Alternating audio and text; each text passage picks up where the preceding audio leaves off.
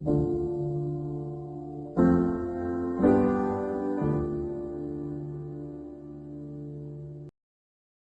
you always been a night owl? Pretty much, yes.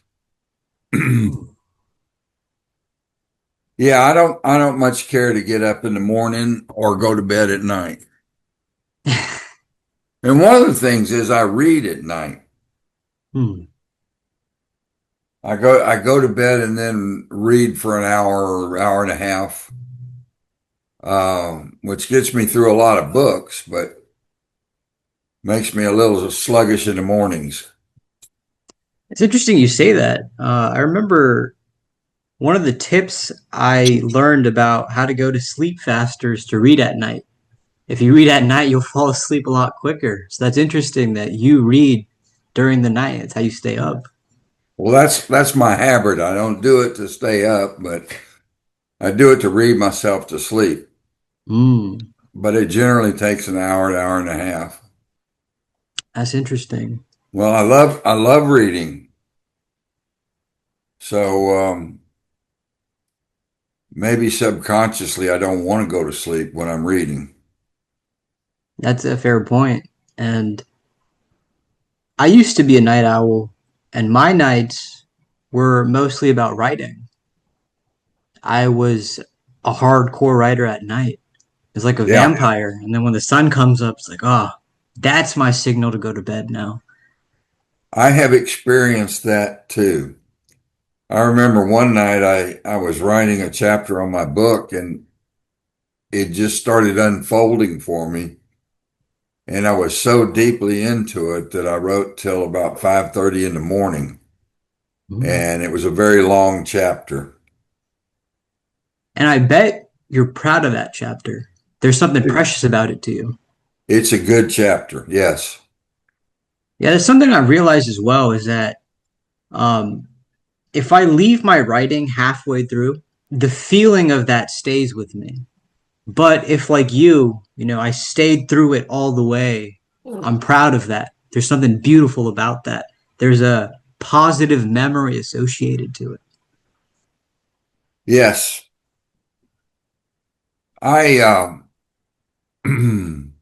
I find that they say there are pantsers which write by the seat of their pants as the inspiration comes to them, and there are methodical outliners, and I'm more the pantser. And I have an idea for a scene, and I start writing it, and it if it's clicking, it just kind of unfolds for me, and that leads me to jump from one scene to another and having to go back and backfill to connect the scenes. But it seems to work out. Yeah.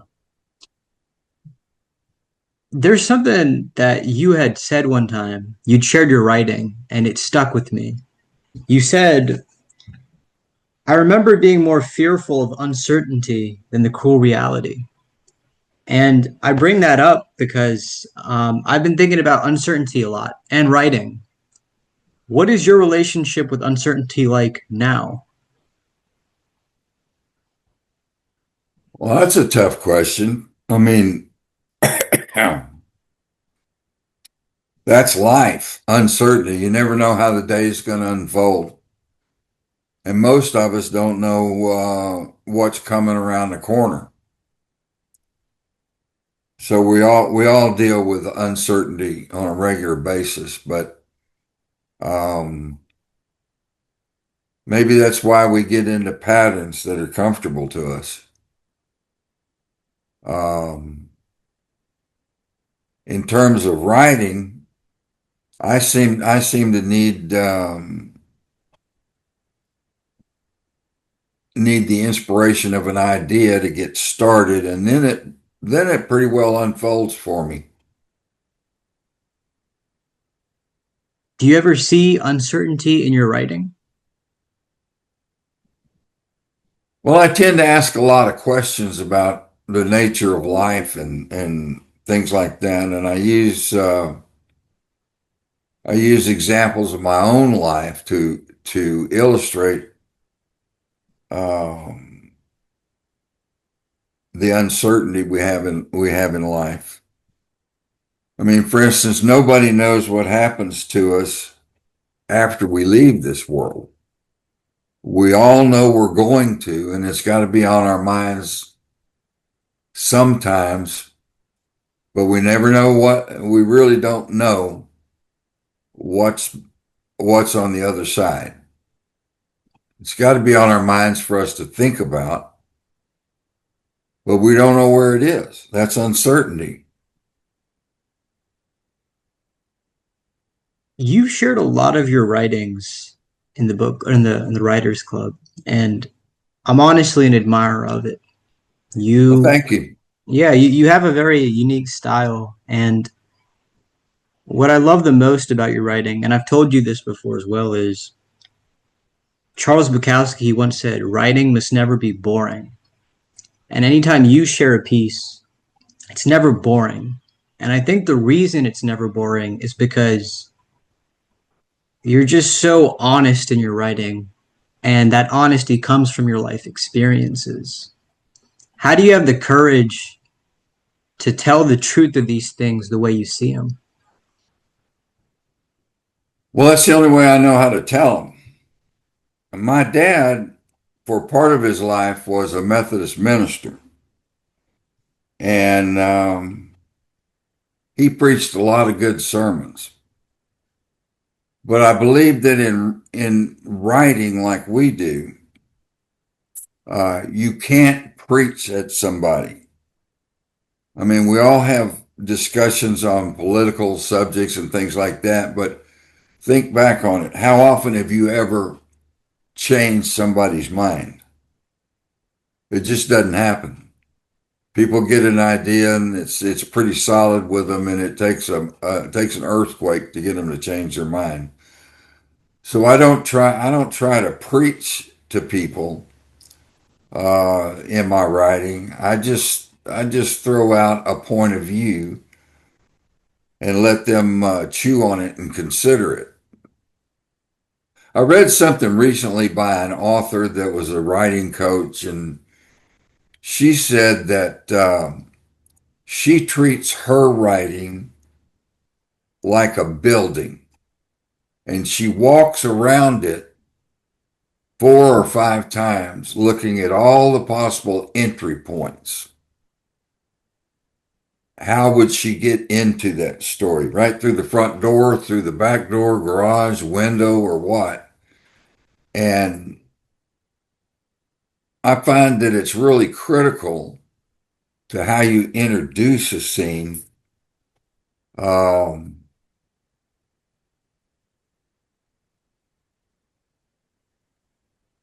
so, so I try to find an unusual entry point to introduce the reader to my thought, my scene. And a lot of times the scene goes on its own tangent and ends up somewhere completely different from where you started.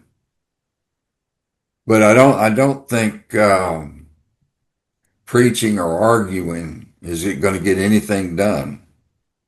One thing I like about fiction is it's not a back and forth. I get to write what I'm thinking, and you get to read it and think whatever you think of it. And if it clicks with you, that's great. And if not, then I've tried and you've tried, and we're probably both better off for the trying. It's funny you say that because I feel like when I write, I am preaching, but I'm preaching personal truths. And I'm not asking anyone to believe in them, but I'm just saying, hey, by the way, this is how I see things. Take Yeah, it or leave it. I understand completely. Yeah, it's. Don't you think all writing is preaching in a way? Well, I think it's I think it's the writer's attempt to express their feelings and their philosophy. So in that respect, yeah, it's preaching, but uh, You mean it in the sense where you're not trying to convince anyone of anything. I'm not trying to force it on them. Hmm. I'm laying it out there, making an offering, and hopefully they can gain something from it. Some of the Yeah. pieces you've shared, if not all of them, come from the Days of Long Shadows, which is your project, which I think, by the way, has a very cool name. Well, thank you.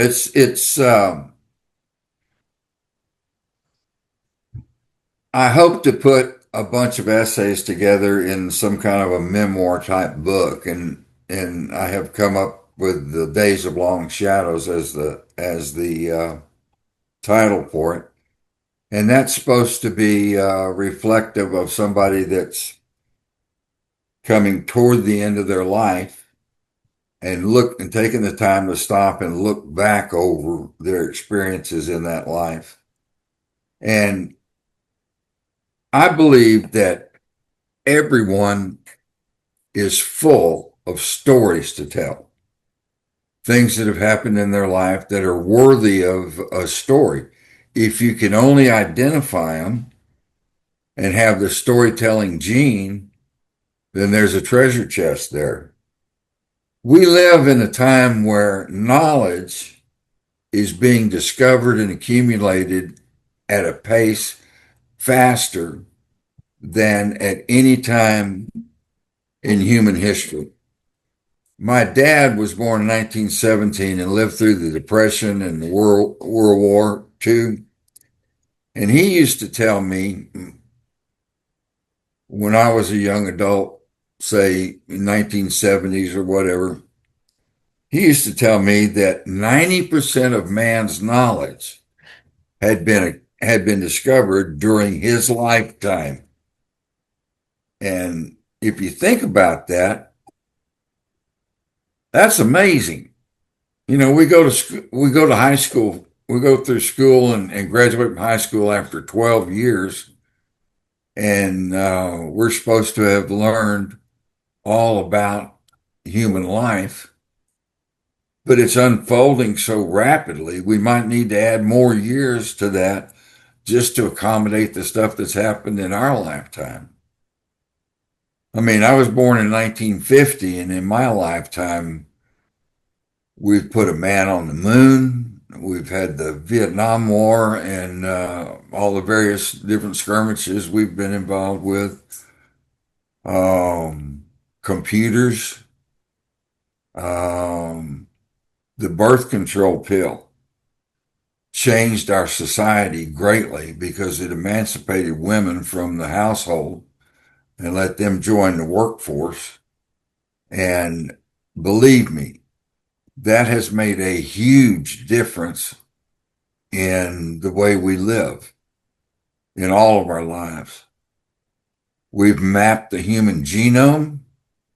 Um, right now, the American taxpayer is funding research at the Lawrence Livermore Laboratory in California that I believe they have not perfected, but at least harnessed the process of nuclear fusion, the same process that the sun uses to generate energy.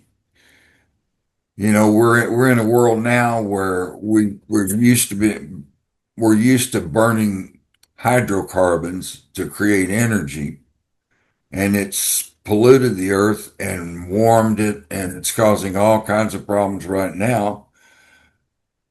And nuclear fusion is virtually unlimited energy and virtually free. You can make it out of seawater, and it's going to change things. I mean, for instance, roughly 20% of the Earth's surface is desert. It's non-arable. It's just wasted land. and we have a problem feeding the people of the world. And one of the things we could do is build desalination plants to irrigate that land and make it arable.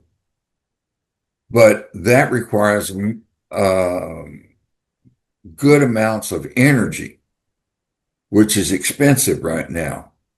They do it in certain parts of the world, like Israel and Saudi Arabia, because they don't have any other choice. That's the only way they can get fresh water. But if we could come up with with a power source like nuclear fusion that is cheap and abundant and use it to desalinate water. I mean, all of the deserts in the world are not very far from the ocean. If we had a way to cheaply desalinate that water and make and irrigate the deserts I've mentioned, it would change the human equation a great deal. So those are the kind of things that are right on the edge of the table for us right now. And it's unfolding for us every day. There's a new miracle, and it's a lot for a human to keep up with.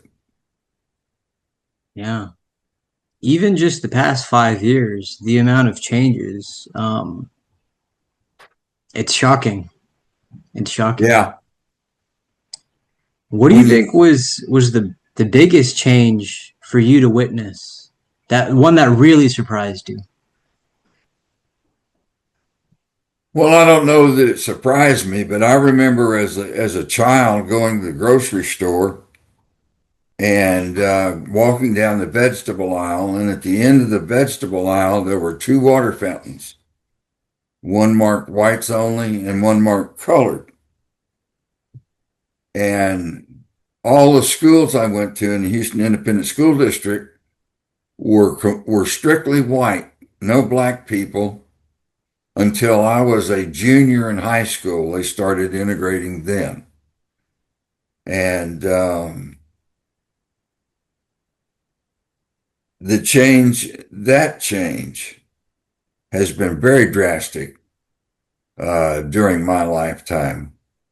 Computers obviously have remodeled our industry and our society. Um, like I said, the birth control pill that allowed women to get out of the house and into the workforce has had enormous impact on our society. Hopefully, we're moving to a more understanding society. It seems like it. And then again, something will happen and make me wonder what the hell the human race is doing. Yeah. I want to ask you about music because I remember when I went to jury duty, everybody there was older than me, and I brought up the topic of music, and it didn't really seem like any of them were that interested in it. And for a brief moment, occasionally a few of them became a little nostalgic. Like, oh yeah, I remember Queen or something like that. But generally speaking, they were kind of disinterested. And I asked one of them about it later on, and she said to me, "Yeah, like when you grow older, music it just doesn't hit the same way as when you're younger. You've seen so many different waves of music. What is your relationship with music like? Is it relevant to you anymore? Is it important?" Yes, it is. I In my book, I have a little over 30 chapters, and every chapter is named after a song. Wow. Most of those songs come from the 1950s doo-wop or the 1960s early rock and roll. And I remember one chapter, my main character is out in the wilds in the middle of the night, and I named the chapter After Midnight. A great song. Anyway, I have about 35 different songs that I've referenced, and they're in an index in the back of the book. But I still listen to music. Mostly, my musical taste is frozen from the time when I was a younger person.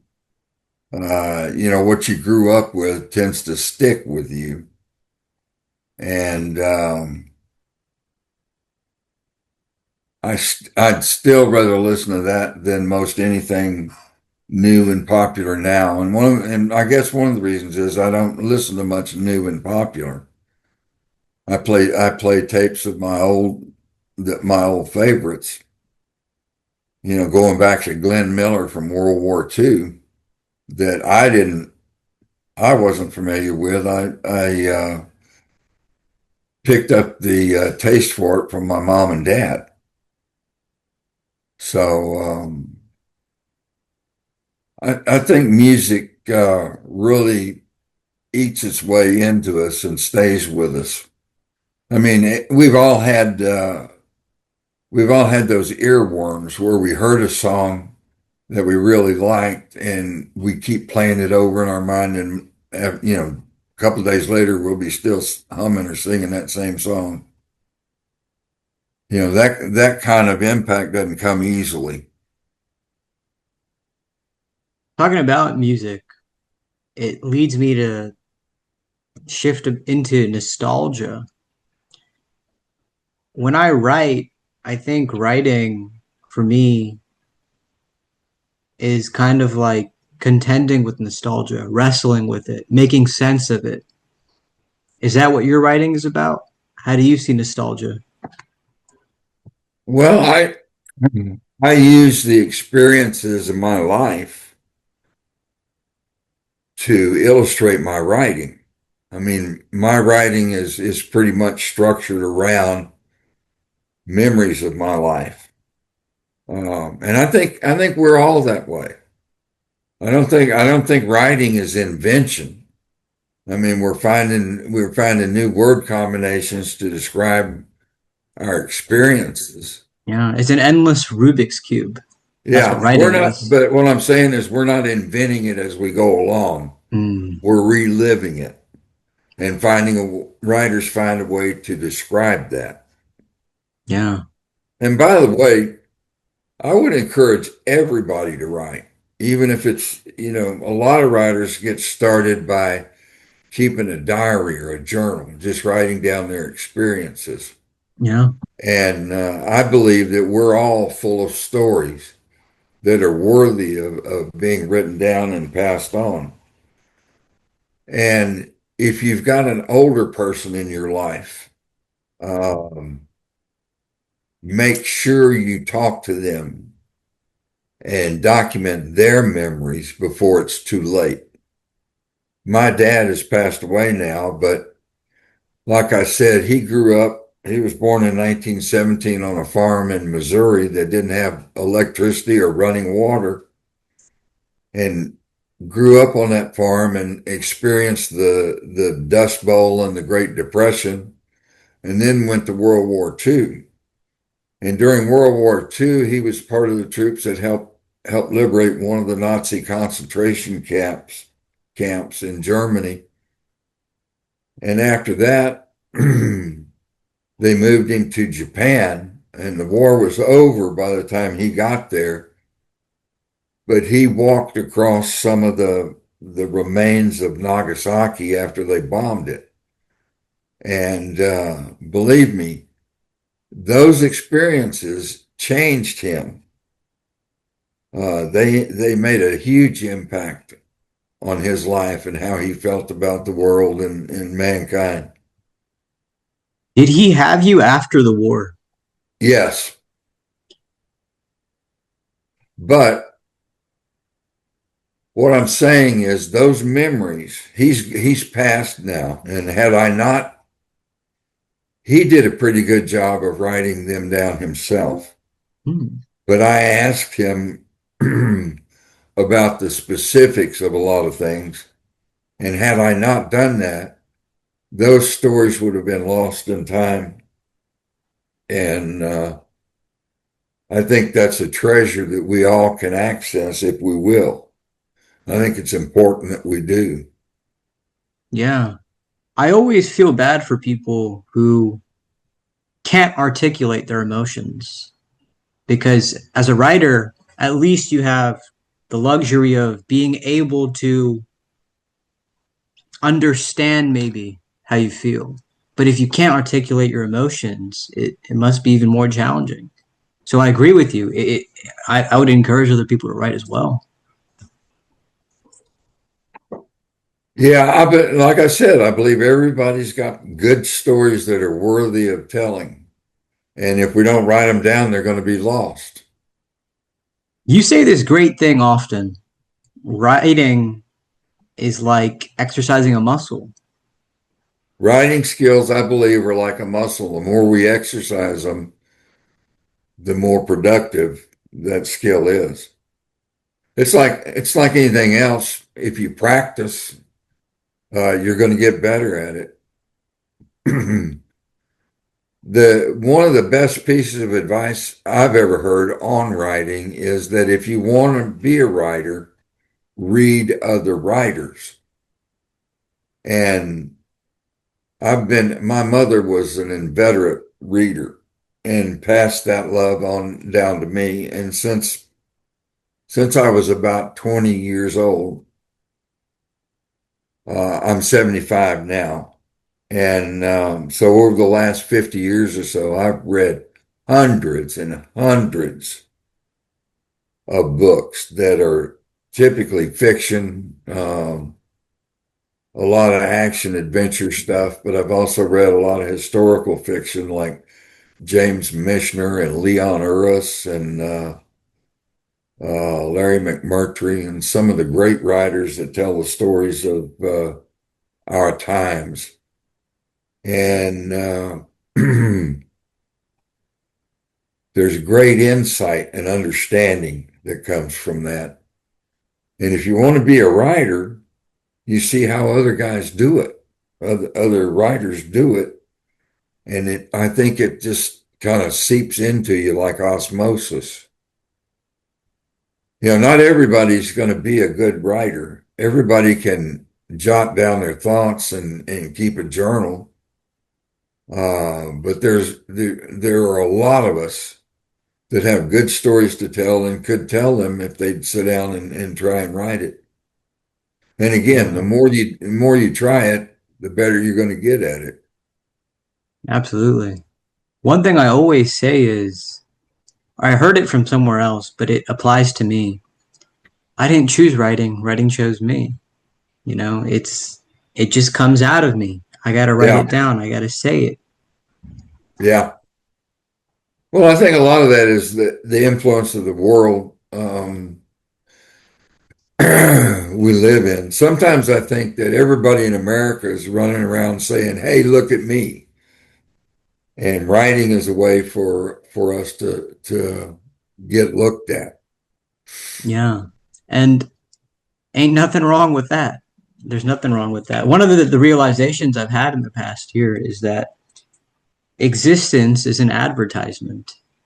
And as much as I write, I as you said, it's kind of like this is what I have to show. This is what I have to show. Yeah.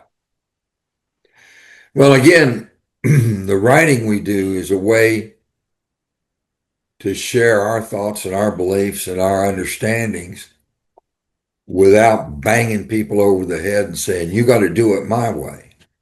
You roll it out to them and let them read it and consider it and hope that it impacts them in some way. And you don't have to have a conflict with them to do it. You just offer it to them and they can take it and use it for what good it is. Which is why it really does make a difference if you find the right book or not. I remember as a kid, I kind of dreaded reading, but then in the third grade, I found the right book. And all of a sudden, I started reading from then on. But I think some people really do go on in life and they just never find the right book. Yeah, I believe that's true. I had a brother that very seldom read anything. If he read anything, it was uh, a technical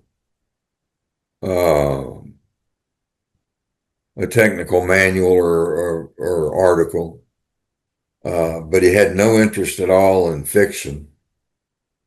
I've got a very good friend, a writer that he's a retired lawyer, a very articulate guy, and he reads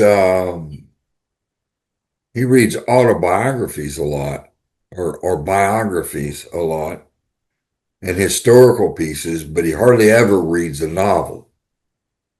Um,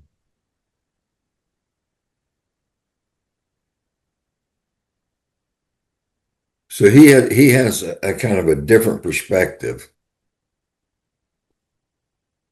So like you said, everybody's got to find their own book. And I've realized in my own experiences that books really do transform me. When I read one cover to cover, I really am a changed man in some way after that experience. And it's very unique. A movie can have its effects, no doubt. A song can have its effects, no doubt. But really, there's something different about reading a book cover to cover. It really does change you. Well, in a book, you get more in-depth information, and it has a chance to make a more profound impact on you. Yeah, and it's like a companion as well. Like one of my favorite books, it's called Endless Highway. It's the autobiography of David Carradine. And I read it over a period of 6 months, and it really felt like David Carradine was a companion in my life in that time period. And I learned so much over his lifetime, but it was just 6 months for me. It's Yeah, incredible. but he was able to share a lot of the insights he developed in his life through that book. And as writers, that's all we can hope for is that Yeah. is that our expressions have an impact on somebody and enriches their life somehow.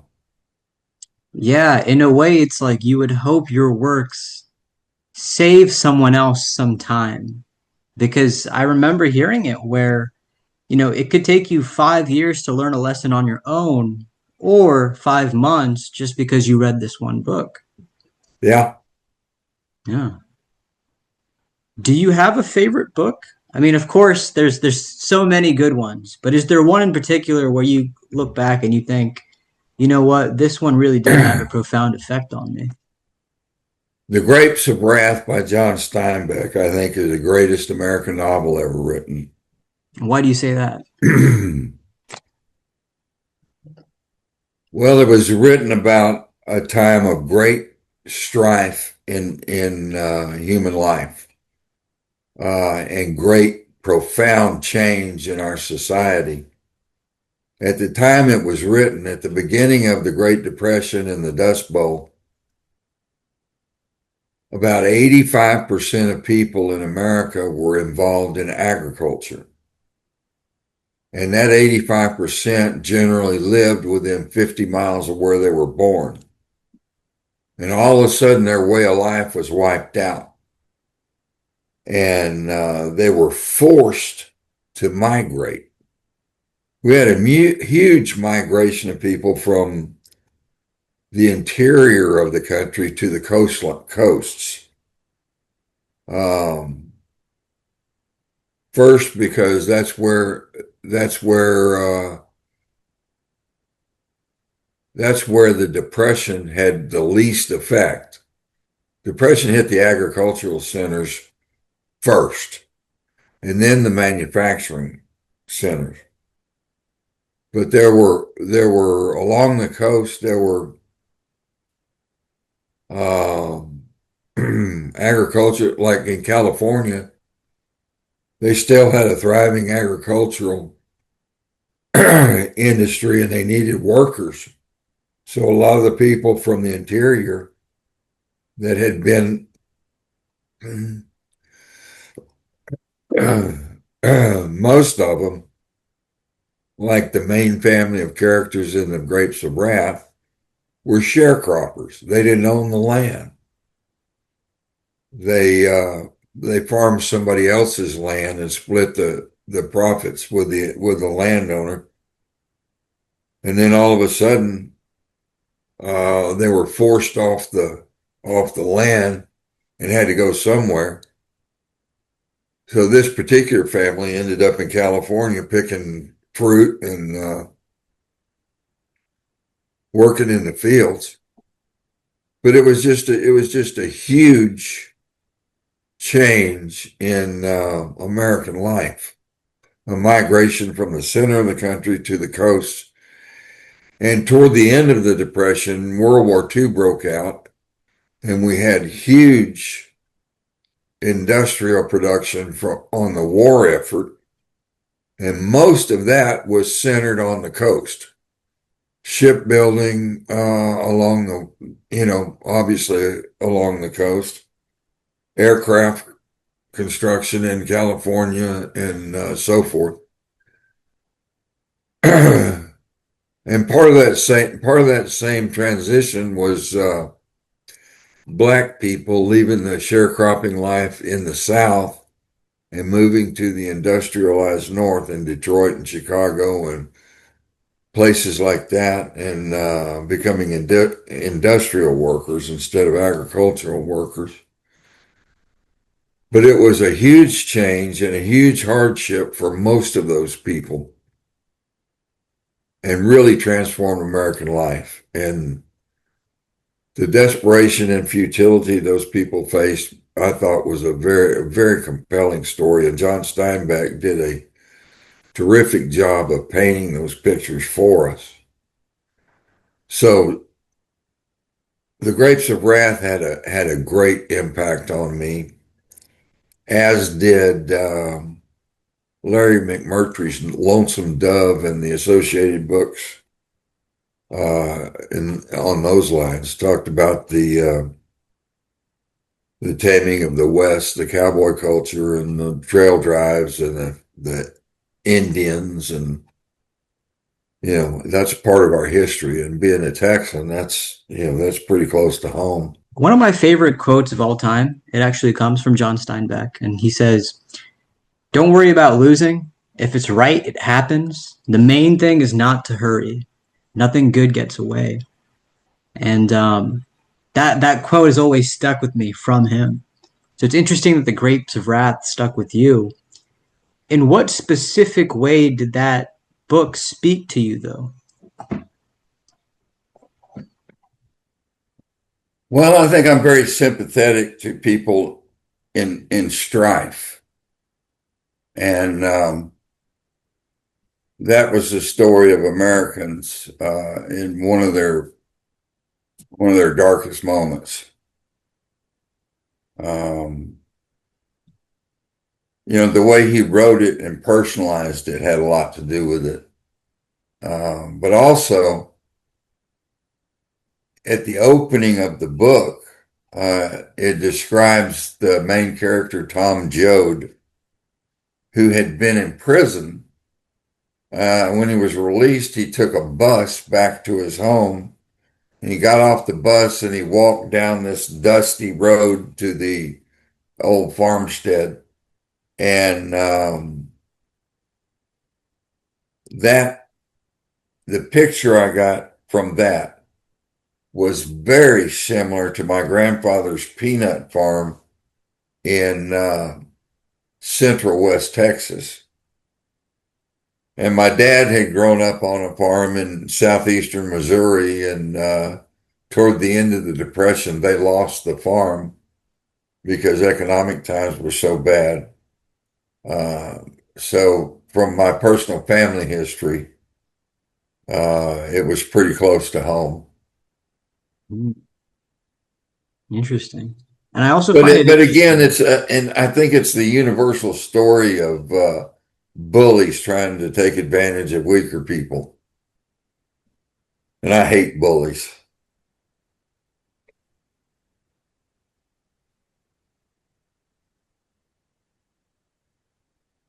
Do I you would think? also, we're talking about authors. I would also encourage people to read James Michener. He's kind of he's not an adventure writer. He goes to various places around the world and starts back in the prehistoric days and describes the people that lived there and their societies and brings it right on up to present day. And sometimes it gets dry and academic, but I always plowed through and finished it. And his books are long, but I'm glad I always persisted and finished the books because at the end I realized I had learned so much about those people from reading the books. And I'd encourage people to read him and also Leon Uris, who wrote Exodus, The Hodge, Trinity, um, Mila 14, a bunch of books that I think were just tremendous. I mean, we all understood why the Jewish people were at odds with their Muslim neighbors. There's some historical context there that is very interesting and illustrative of why the conflict continued. But we could all understand that. What I never understood was the conflict between the Catholic Christians and the Protestant Christians in Northern Ireland. And he wrote a book called Trinity, which lays it all bare and explains exactly why they're at each other's throats. And it was very illuminating. And everything I read from Leon Uris was very illustrative and illuminating and educational. And I'm glad I read them all. And he writes pretty well too. Pretty interesting stories. With the life that you've lived, what has your relationship with faith been like for you? Because you mentioned your father for a time was a Methodist preacher. What has your relationship with faith been like? Well, I grew up in the church, in the Methodist church, attending services regularly. But then when I grew up and got on my own and had a family, I stopped going to church. And right now I'd consider myself an agnostic, which I define as I'm open to anything, but I'm not sure what it is. You know, I'm not sure what the answer, the explanation is. So, you know, if you're a Christian, they lay out the scenario, and you're supposed to accept it and understand that's how the world is ordered. But I don't believe that anymore. I don't believe in the concept of the white-haired creator and being judged for how you lived your life and go to either heaven or hell. I just don't accept that anymore. I think of humanity more as a spiritual river that we're all part of. And anyway, formal religion is not much a part of my life anymore. Hmm. If you don't mind me asking, what was that point in your life where you decided, I just don't believe this anymore?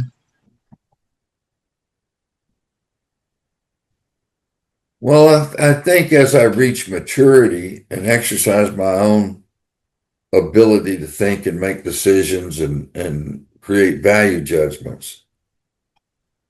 I mean, just ask yourself this question. If a child is born and grows to say 20 years old and never has any religious affiliation, his parents didn't teach him this or make him do that or send him to Sunday school or services or whatever. And at 20 years old, he was challenged to make his own decisions choose his own faith pathway, how many of them would choose the formal religion pathway? I don't think a lot of them would. I think generally it's something we're taught as a child, and we're taught to repeat what our parents did. You know, one of the interesting things I was reflecting on was regardless of all the different religions in the world, a lot of people just won't be religious in their lives. They just won't be. Regardless of what umbrella they were born under, they're just going to live a regular life. And, you know, they might attend um, certain holidays, but that's about it. I mean, there's a lot of people that just don't end up being religious. Well, in my own personal case, I no longer practice a formal religion, going to services and reading a holy text, anything like that. But I believe Jesus was probably the best teacher we've ever had as human beings. And the things he taught are probably the best blueprint for living that we've ever been given. Now, I believe that we have co-opted those teachings and decided on our own that we need huge cathedrals that don't glorify, that don't necessarily further the teachings, but they say God made man in his own image, but I believe man has made God in their own image to suit their own purposes. Um, I really reflect on that, by the way. Those big cathedrals, they are standing spectacles. I mean, the enormity sometimes is just mind blowing. yeah, yeah.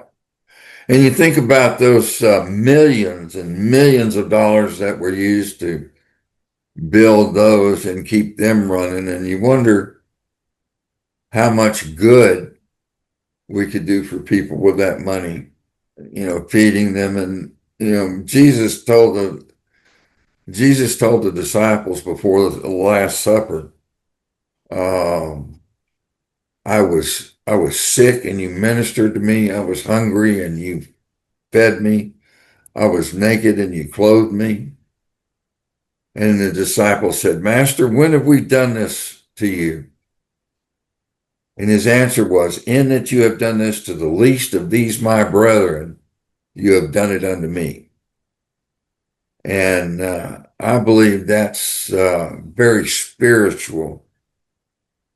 And I believe that to be the essence of the Christian message. And that essence has been lost in all of the dogma and falderall and trappings of the huge cathedrals and the mantras that we recite. And I think organized religion gets away from the spirituality of the teachings. Now that you're an agnostic, what does grace mean to you? Because grace is an essential part of Christianity, if I'm not mistaken. Well, I believe that grace is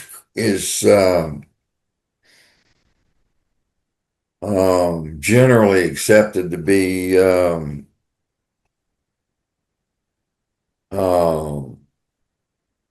the availability of eternal life, the love and forgiveness of God, and the acceptance into his kingdom at the end of your life. And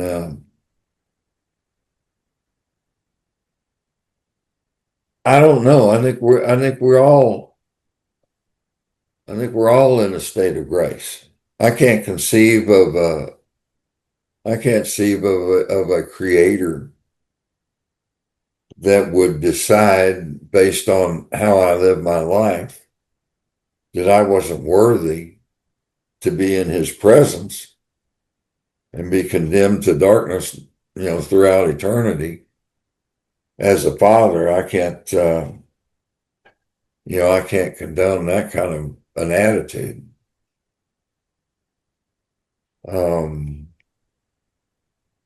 I believe in a more loving creator, a more forgiving and understanding creator than that. Uh, we as a species are very quick to judge, and mostly we judge on the basis of if other people agree with us and believe what we believe and do what we do, rather than what the teachings are or what is spiritually um, relevant. But what do I know? I'm just a retired guy trying to write some stuff. One thing I always hear when on writing, people always say that's God given. That's God given, and I've heard that more than enough times. I think, or I don't know enough times, but I've heard it often. I've heard it often, and I think there's some truth to that because, as I said earlier, it just kind of I didn't choose writing. Writing chose me. Well, I suppose it is God given if it's the in the context that we were born in this life and we have opportunities and we were formed by our experiences. Um, I don't think there was ever someone that was born with innate writing skills. Those are developed. Those are a product of our environment and our experiences, and I believe that one thing that is a great blessing and benefit that the American people have had, especially people from my generation. We had a guy named Walt Disney who had a tremendous imagination and the artistic talent to bring that imagination to life, and the human talent to surround himself with other people that had similar talents. And he gave us Mickey Mouse and Donald Duck and Snow White and the Seven Dwarfs and so many other things. And basically, he taught us to use our imagination and to create those worlds and that type of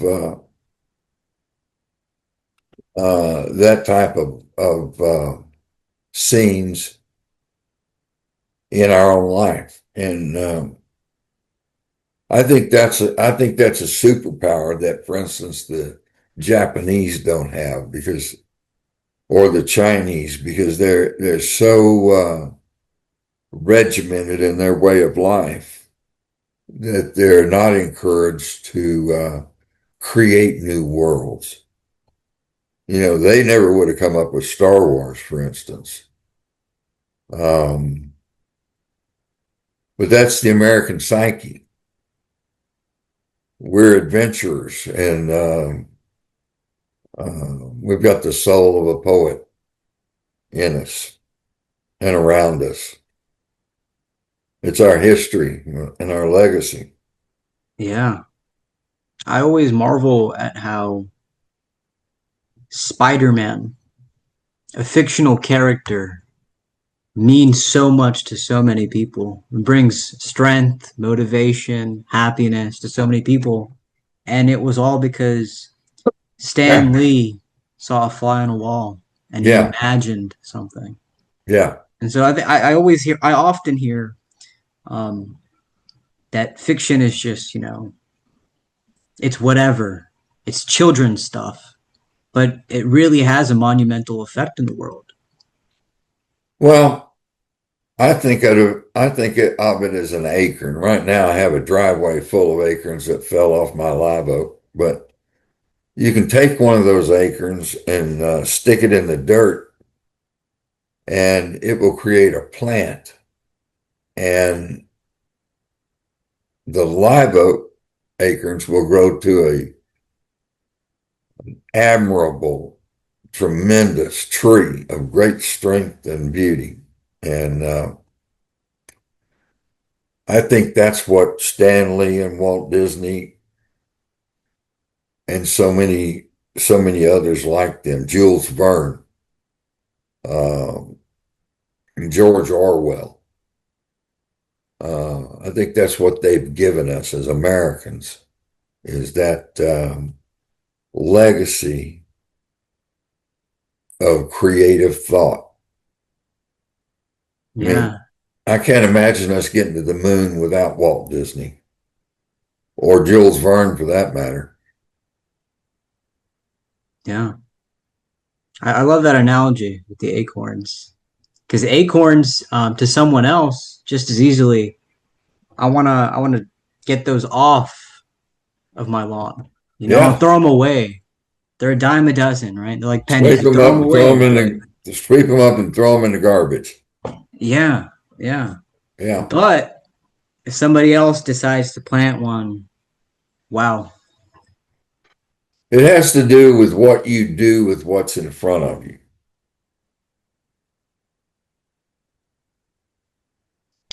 We were all in America. We were gifted with unlimited opportunity, and a lot of us have taken that opportunity and done significant things with it.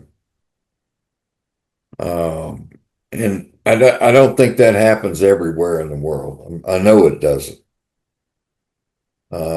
As a matter of fact, here in America, when we first started, it was a struggle just to survive. But we've advanced way beyond that now, where we have the wealth and the education and the leisure time to do creative things rather than just try to make a living. Like I said a while ago, at the start of the Great Depression, um, 85% of Americans were involved in agriculture, involved just to grow the food that kept us alive. And 85% of us lived within 50 miles of where we were born. And if you think a minute, that you can quickly realize how drastically that has changed in the last 100 years. Another thing I wanted to ask you, Mark, was how you deal with procrastination in writing. Because I think that's a parasite to me. I procrastinate in my writing because I think, well, the sweetest trees take a long time to come out. Well, procrastination is,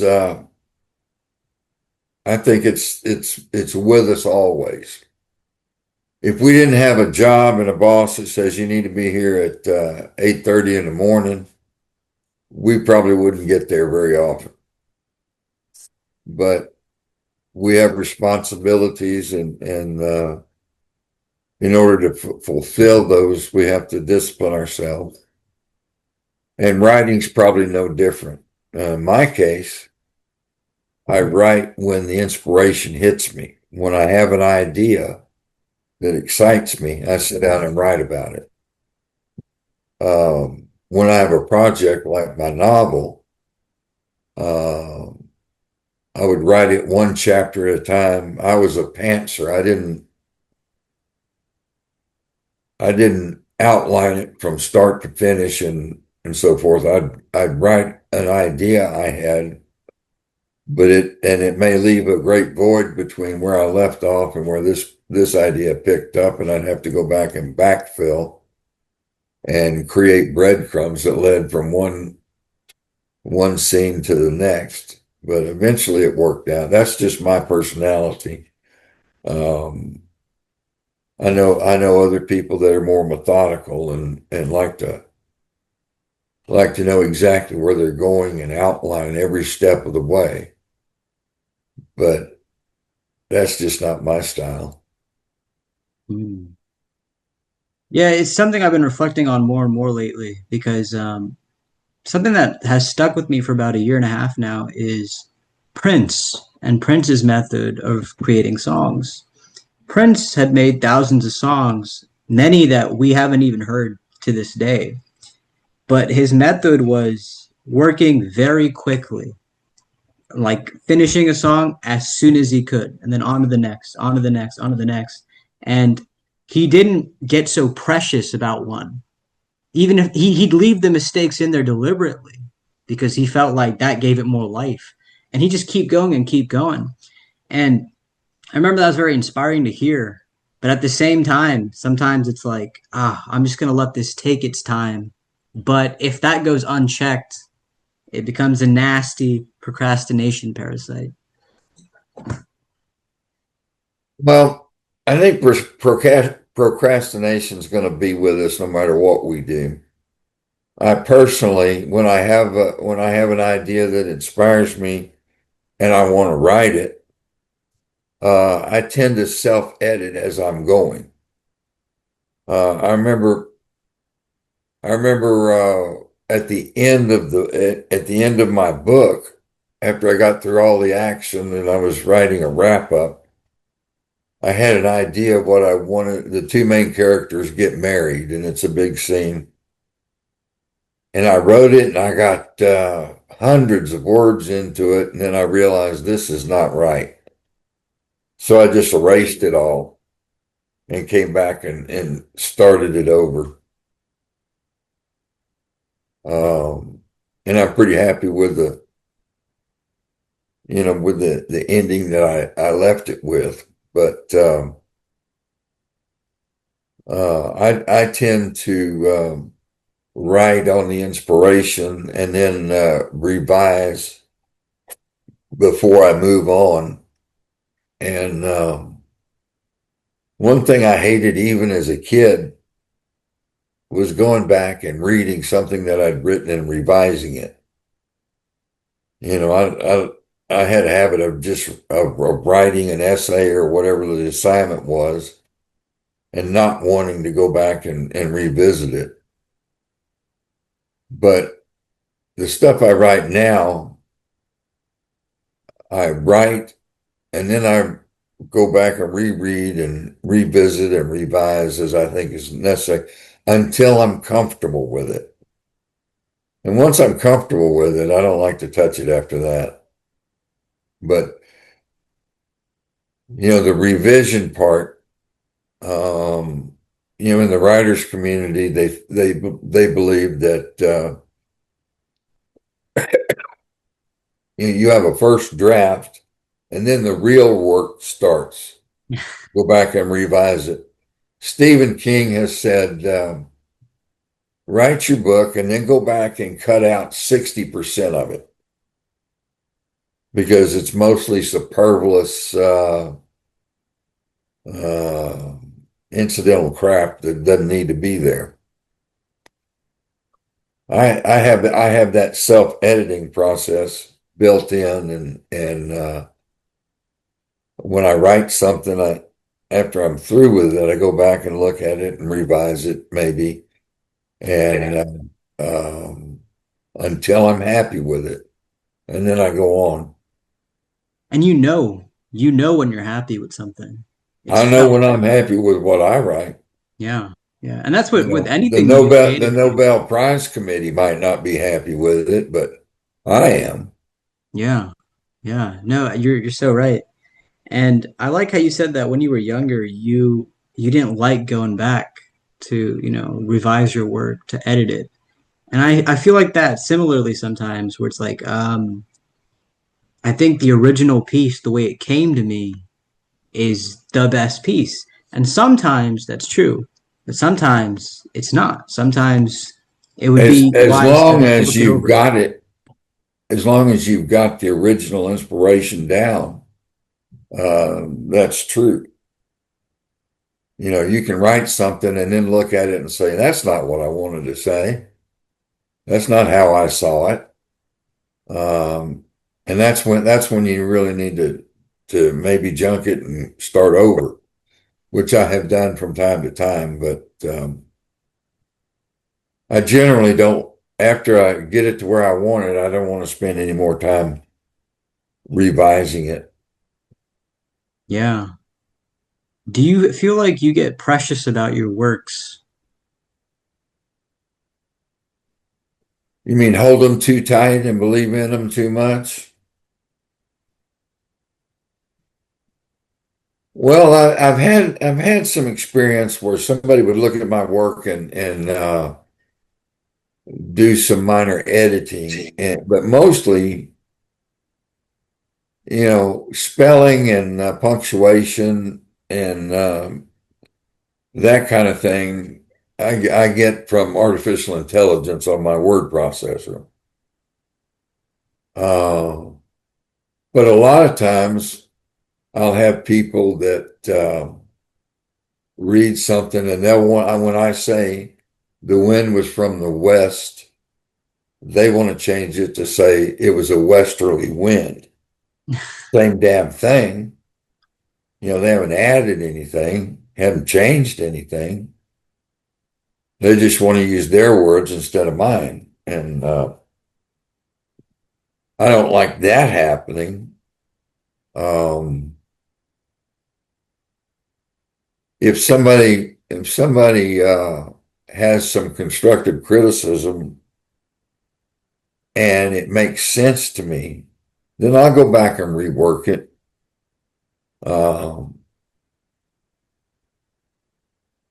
but I don't like the idea of just substituting someone else's words for mine. Yeah. It takes the life out of it. Well, it takes the personality, the ownership out of it, for Yeah. sure.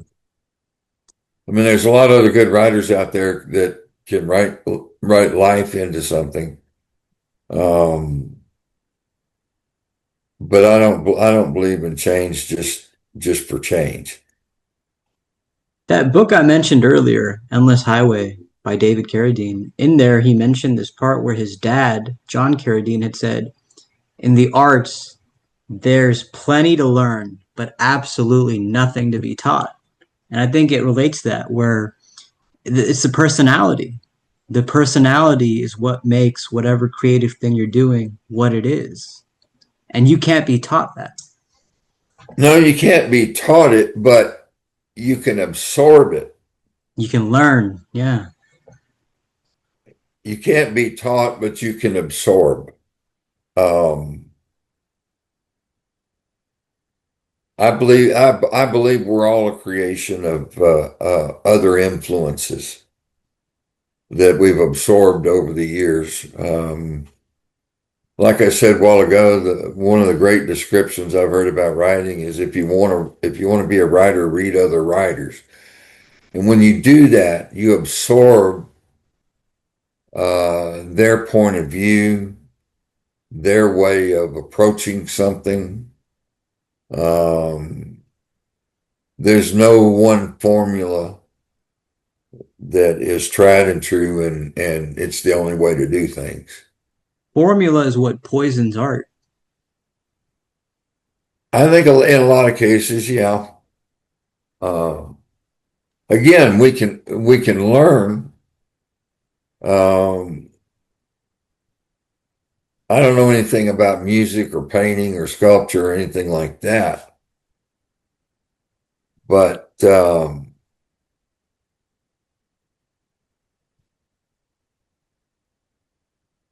one time I read that if you're familiar with the Snoopy comic strip, Snoopy was quite often caught on top of his doghouse with a typewriter trying to write his novel. And his novel began with, "It was a dark and stormy night." And that is actually the opening line of a book that a bunch of scholars got together and said was the worst opening line in the English language.